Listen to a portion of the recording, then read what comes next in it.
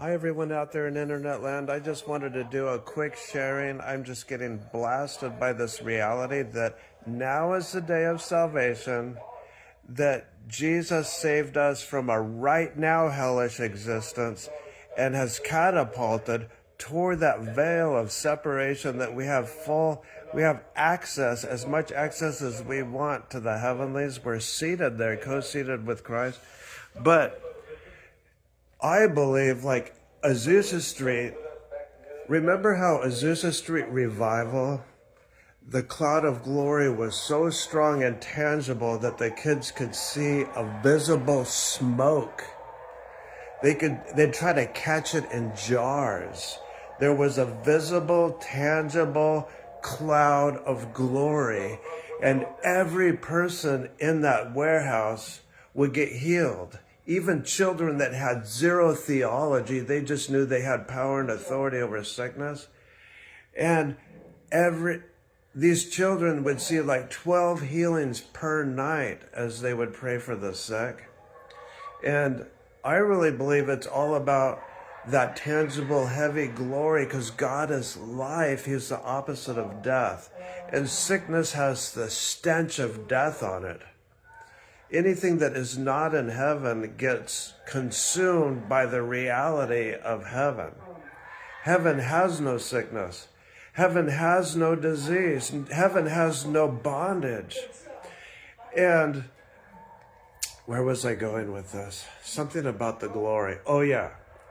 Now, with Azusa Street, I believe that was a little taste, a little teaser to what is real.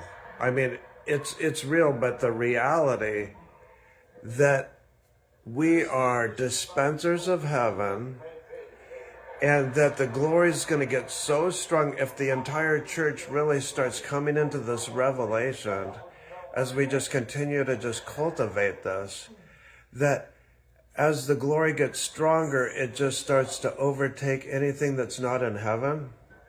And that in scripture where it talks about that basically mortality gets swallowed up by immortality, and all of creation itself is groaning for the revealing of the sons of God.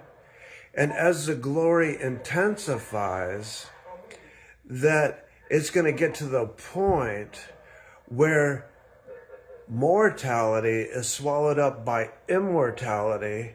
And there's even glimpses of this with creation, that there's nuns that would cultivate a glory weather system, that the fruit trees would produce fruit all year long.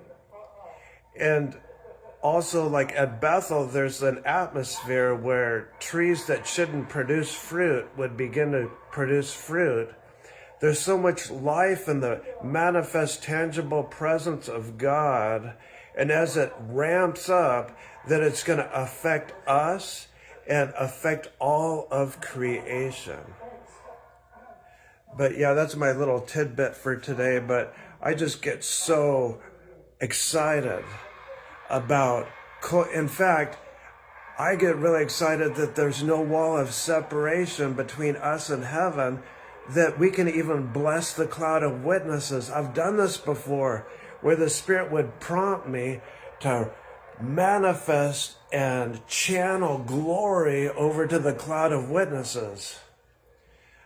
But anywho, it's like this is an exciting time where God is opening our eyes to reality. But have a great day, and happy birthday, Mel Gibson. You're 100 years old.